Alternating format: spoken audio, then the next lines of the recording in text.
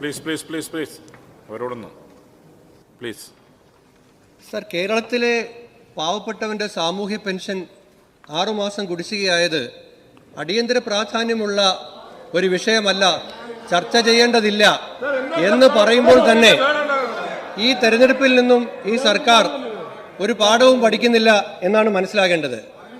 ഉമ്മൻചാണ്ടിയുടെ കാലത്തെ 18 മാസത്തെ കുടിശ്ശിക എന്ന പഴയ കാലത്തെ നുണ ധനകാര്യമന്ത്രി വീണ്ടും ആവർത്തിച്ചു. അദ്ദേഹം പറഞ്ഞതല്ലേ ഉള്ളൂ. രേഖ എൻ്റെ കയ്യിലാണുള്ളത്. അദ്ദേഹം ഒരു രേഖയില്ലാതാണ് പറഞ്ഞത്. 2016 തോമസ് ഐസക് പുറത്തിറക്കിയ ധവളപത്രമാണ് സാർ. ഇങ്ങനെ അദ്ദേഹം പറയട്ടെ, അതിന് മന്ത്രി മറുപടി പറയും. പ്ലീസ് ഒന്നും മിണ്ടാതിരിക്കവിടെ, ഒന്നും മിണ്ടാതിരിക്കേ. സാറ് 2016 തോമസ് ഐസക് ധനകാര്യമന്ത്രിയായപ്പോൾ പുറത്തിറക്കിയ വൈറ്റ് പേപ്പറാണ് സാർ എൻ്റെ കയ്യിലുള്ളത്. ആ വൈറ്റ് പേപ്പറിൽ പറയുന്നുണ്ട് അടിയന്തരവും ഹ്രസ്വകാല ബാധ്യതകളും അതിൽ സാമൂഹ്യ സുരക്ഷാ പെൻഷൻ കുടിശ്ശിക എന്ന് പറയുന്നത് 1000 കോടിയിൽ താഴെയാണ്, അതായത് 3 മാസത്തത്. ഇത് അങ്ങയുടെ ധനകാര്യമന്ത്രി, പാർട്ടിയുടെ ധനകാര്യമന്ത്രി പുറത്തിറക്കുന്ന വൈറ്റ് പേപ്പറിന് യാതൊരു വിലയുമില്ല എന്നാണോ അങ്ങ് പറയുന്നത്, ബഹുമാനപ്പെട്ട ശ്രീ ബാലഗോപാൽ? 2, ഞാൻ അങ്ങയോട് കഴിഞ്ഞ തവണ ചോദിച്ചു, 18 മാസം കുടിശ്ശികയുണ്ടെങ്കിൽ നിങ്ങളുടെ ഗവൺമെന്റ് വന്നതിന് ശേഷം ഏത് ഹെഡ് ഓഫ് അക്കൗണ്ടിലാണ് ആ കുടിശ്ശിക നിങ്ങൾ കൊടുത്തത് എന്നതിന്റെ രേഖ ഈ മേശപ്പുറത്ത് വെക്കാൻ പറഞ്ഞു. അങ്ങ് അതിന് മറുപടി തന്നിട്ടില്ല. 3, കഴിഞ്ഞ സഭാ സമ്മേളനത്തിൽ ഈ ആവശ്യം ഉന്നയിച്ച് ഞാൻ ചോദ്യം ചോദിച്ചു. സ്പീക്കറോട് അറിയണം സാർ, ഒരു സഭാ സമ്മേളനം കഴിഞ്ഞിട്ടും ഇപ്പോൾ അദ്ദേഹം ഈ പറഞ്ഞ കാര്യത്തിന്മേൽ ഞാൻ ചോദിച്ച ചോദ്യത്തിന് മറുപടി പോലും തന്നിട്ടില്ല സാർ. പിന്നെ എന്താ രേഖ? രേഖ ശങ്കരാടിയുടെ കയ്യിലുള്ളതാണ് സാർ. കേരളത്തിൽ ആദ്യമായി സാമൂഹ്യ പെൻഷൻ ആരംഭിച്ചത് ആർ ശങ്കർ കേരളത്തിന്റെ മുഖ്യമന്ത്രി ആയിരുന്നപ്പോഴാണ്. ശ്രീ ആർ ശങ്കർ ധനകാര്യമന്ത്രി കൂടിയായിരുന്നു. അദ്ദേഹം 1960 ജൂൺ 24 ഈ നിയമസഭയിൽ ബജറ്റ് അവതരിപ്പിച്ചപ്പോൾ ഓൾഡ് ഏജ് പെൻഷൻ അദ്ദേഹം പറയുന്നുണ്ട്, according to the directive principles of state policy as embodied in article 41 of the constitution എന്ന് പറഞ്ഞുകൊണ്ടാണ് ആർ ശങ്കർ 70 വയസ്സ് പ്രായമായവർക്ക് ഓൾഡ് ഏജ് പെൻഷൻ കേരളത്തിൽ ആദ്യമായി പ്രഖ്യാപിക്കുന്നത്. അദ്ദേഹം തന്നെയാണ് 63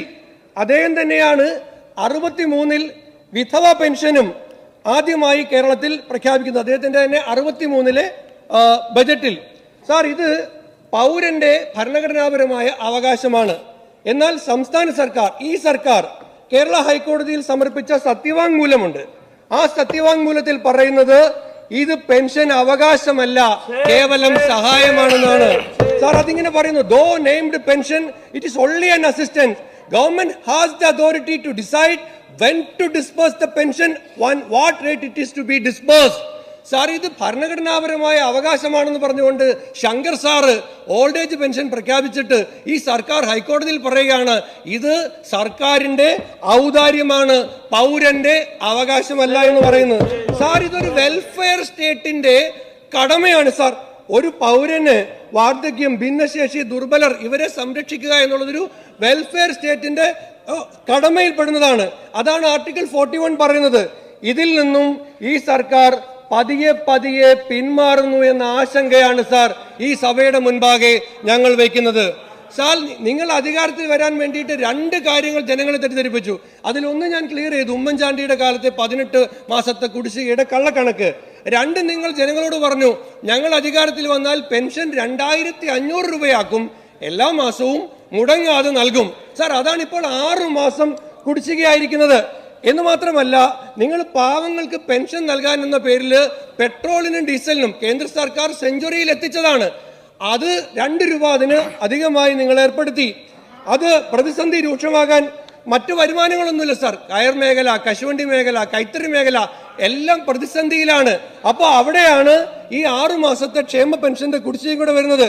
ഇനി ഈ പാവങ്ങൾക്ക് പെൻഷൻ കൊടുക്കാനാണെന്ന്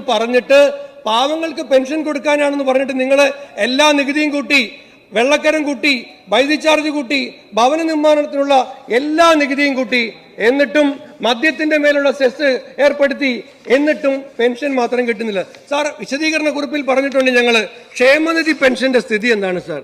സാർ ക്ഷേമനിധി പെൻഷൻ, കെട്ടിട നിർമ്മാണ തൊഴിലാളി ക്ഷേമനിധി പെൻഷൻ മുടങ്ങിയിട്ട് 1 കൊല്ലമായി സാർ. 13 മാസം സാർ, 13 മാസമായി. അത് അംശാദായം വഴി 46 കോടിയും സെസ് ഇനത്തിൽ 370 കോടി രൂപയും പിരിച്ചു കഴിഞ്ഞു സർക്കാർ. അത് സർക്കാരിന്റെ കയ്യിലുണ്ട്. എന്നിട്ടാണ് 1 കൊല്ലമായിട്ട് കുടിശ്ശികയാണ് സാർ. സാർ അതുമാത്രമല്ല, ഈറ്റ കാട്ടുവള്ളി തഴത്തൊഴിലാളി ക്ഷേമനിധി പെൻഷൻ 1 കൊല്ലമായി കുടിശ്ശികയാണ് സാർ. ആഭരണ തൊഴിലാളി ക്ഷേമനിധി പെൻഷൻ 1 കൊല്ലമായി കുടിശ്ശികയാണ് സാർ. കശുവണ്ടി തൊഴിലാളി പെൻഷൻ 6 മാസമായി കുടിശ്ശികയാണ് സാർ. കൈത്തറി തൊഴിലാളി ക്ഷേമനിധി പെൻഷൻ 5 മാസമായി കുടിശ്ശികയാണ് സാർ. തോട്ടം തൊഴിലാളി ക്ഷേമനിധി പെൻഷൻ 1 കൊല്ലമായി കുടിശ്ശികയാണ് സാർ. അസംഘടിത തൊഴിലാളി സാമൂഹ്യ സുരക്ഷാ ബോർഡിന്റെ പെൻഷൻ അത് കുടിശ്ശികയാണ് സാർ. തയ്യൽ തൊഴിലാളി ക്ഷേമനിധി പെൻഷൻ 1 കൊല്ലമായി കുടിശ്ശികയാണ് സാർ. ബീഡി ചുരുട്ട് തൊഴിലാളി ക്ഷേമനിധി പെൻഷൻ 5 മാസമായി കുടിശ്ശികയാണ്. ക്ഷീര കർഷക ക്ഷേമനിധി ബോർഡ് 1 കൊല്ലമായി കുടിശ്ശികയാണ് സാർ. ഖാദി തൊഴിലാളി ക്ഷേമനിധി 5 മാസമായി കുടിശ്ശികയാണ്. കയർ തൊഴിലാളി ക്ഷേമനിധി കുടിശ്ശികയാണ്. റേഷൻ തൊഴിലാളി കുടിശ്ശികയാണ്. വ്യാപാരി ക്ഷേമ ബോർഡ് കുടിശ്ശികയാണ് സാർ. സാർ ഇതെല്ലാം സാമൂഹ്യ സുരക്ഷാ പെൻഷൻ പോലെ അല്ല സാർ. ഇത് അംശാദായം അങ്ങോട്ട് അടയ്ക്കാണ് സാർ. ഇവർക്ക് ചികിത്സാ സഹായം കിട്ടിയിട്ട് 1 കൊല്ലമായി സാർ. 1 കൊല്ലമായി. പ്രസവ സഹായം കിട്ടിയിട്ട്, വിദ്യാഭ്യാസ സഹായം സാർ. ഒരു കോഴ്സിൽ ചേർന്ന കുട്ടിക്ക് 1 കൊല്ലം കഴിഞ്ഞ് ഇത് കിട്ടിയാൽ ഇതിന്റെ വിദ്യാഭ്യാസ സഹായം കിട്ടിയിട്ടെന്തെങ്കിലും കാര്യമുണ്ടോ സാർ?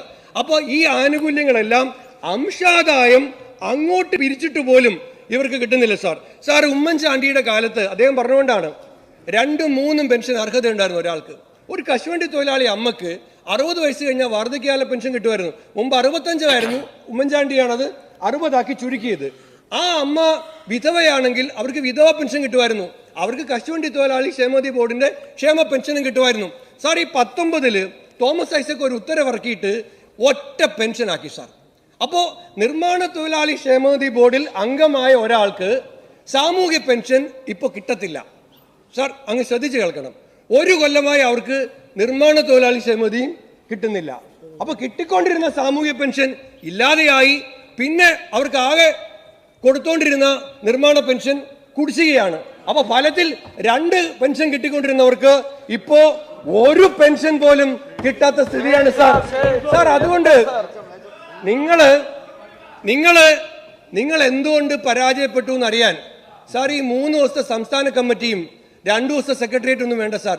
ഒരു നിർമ്മാണ തൊഴിലാളിയെ കണ്ടിട്ട് ചോദിച്ചാൽ മതി എന്തുകൊണ്ടാണ് ഞങ്ങളുടെ മുന്നണി ഈ തെരഞ്ഞെടുപ്പിൽ തോറ്റതെന്ന് ചോദിച്ചാൽ അവൻ പറഞ്ഞു വരും സാർ. സാർ അതുകൊണ്ട് ഇവിടെ നിർമ്മാണ തൊഴിലാളിക്ക്, കശുവണ്ടി തൊഴിലാളിക്ക് കൊടുക്കാൻ ക്ഷേമ പെൻഷൻ, അംശാദായം അടച്ച പെൻഷൻ കൊടുക്കാൻ പൈസയില്ല സാർ. ഇവിടെ നവകേരള സദസ്സിന് പൈസയുണ്ട്, കേരളീയത്തിന് പണമുണ്ട്. മരുന്നിന് പൈസ ഇല്ലാത്ത ആൾക്ക് അവന് ഇന്നാ പൈസ കിട്ടണം. അവനോട് ഐക്യരാഷ്ട്രസഭയുടെ പുരസ്കാരം കിട്ടിയിട്ടുണ്ട്, ഇന്ത്യ ടുഡേ അവാർഡ് തന്നിട്ടുണ്ട് എന്നൊന്നും പറഞ്ഞിട്ട് കാര്യമില്ല സാർ. അതുകൊണ്ട് കുലീനരെ, ഉദാത്തരെ, ശുദ്ധമർദ്ദരെ ഈ പാവങ്ങളുടെ പെൻഷൻ കൊടുക്കുക സാർ. അതുകൊണ്ട് സാർ 2 പെൻഷൻ. അങ്ങ് ധനകാര്യമന്ത്രിയാണ്, അങ്ങ് മുമ്പ് MP ആയിരുന്നു. നാളെ അങ്ങ് MLA ആകാതിരിക്കട്ടെ എന്ന് ഞാൻ ആശംസിക്കുന്നില്ല, ആകട്ടെ. ഇനി എങ്ങാനും ആകാതിരുന്നാൽ അങ്ങക്ക് 2 പെൻഷൻ കിട്ടും. നമ്മുടെ തോമസ് മാഷിന് 3 പെൻഷൻ കിട്ടും. കോളേജ് പ്രൊഫസറുടെ പെൻഷൻ കിട്ടും, MP പെൻഷൻ കിട്ടും, MLA പെൻഷൻ കിട്ടും. പാവപ്പെട്ട കശുവണ്ടി തൊഴിലാളിയുടെ 1600 രൂപയുടെ പെൻഷൻ സാർ. അവൻ 1 പെൻഷൻ കൂടെ വാങ്ങിച്ചാൽ എന്താ സാർ കുഴപ്പം? കിട്ടിക്കൊണ്ടിരുന്നല്ലേ സാർ, കിട്ടിക്കൊണ്ടിരുന്നല്ലേ? ആ കിട്ടിക്കൊണ്ടിരുന്ന പെൻഷൻ അവർക്ക് ഇല്ലാതാക്കിയാണ് സാർ. സാർ ഇവിടെ അത് മാത്രമാണ്, ആശ്വാസകിരണം എന്ന് പറഞ്ഞൊരു പദ്ധതി ഉണ്ട് സാർ. ആശ്വാസകിരണം 600 രൂപയാണ്.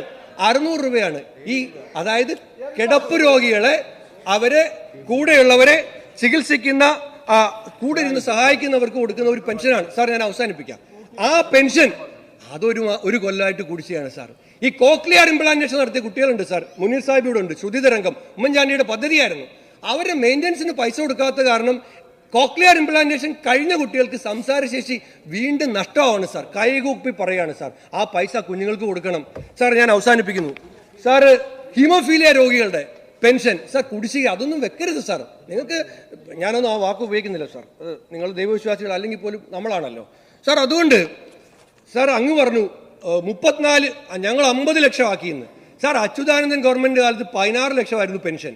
ഉമ്മൻചാണ്ടി പോകുമ്പോൾ അത് 34 അതിന്റെ അർത്ഥം ഇരട്ടിയിലധികമാക്കി. ഇപ്പൊ നിങ്ങൾ 50 കൊടുക്കുന്നുള്ളൂ ഈ ക്ഷേമനിധി പെൻഷൻ മാറ്റിയാൽ. അപ്പൊ 34 നിന്ന് 50 ആകുന്നതും 16 നിന്ന് 34 ആകുന്നതും ഏതാ വലുതെന്നുള്ളത് കണക്ക് കൂട്ടി പറയൂ. കണക്കറിയാവുന്നവർ കണ്ടുപിടിക്കട്ടെ. ഞാൻ അത്ര പറയുന്നുള്ളൂ. സാർ 500 രൂപയുടെ ഏതാനും നോട്ടുകളുമായി ചിരിക്കുന്ന 3 വയോധികരായ അമ്മമാരുടെ ചിത്രം വലിയ ഫ്ലെക്സ് ബോർഡുകൾ കേരളത്തിൽ മുഴുവൻ അങ്ങയുടെയും മുഖ്യമന്ത്രിയുടെയും പടത്തിന്റെ കൂടെ പ്രദർശിപ്പിച്ചിട്ടുണ്ടായിരുന്നു. സാർ കേരളത്തിന്റെ തെരുവുകളിലെല്ലാം ഏതാനും മാസങ്ങൾക്ക് മുമ്പ് സാർ ഇത് പറഞ്ഞ് അവസാനിപ്പിക്കുക, 1 മിനിറ്റോ അരമിനിറ്റ് മതി, വലിയ പരസ്യ ബോർഡുകൾ ഉയർത്തിയിരുന്നു.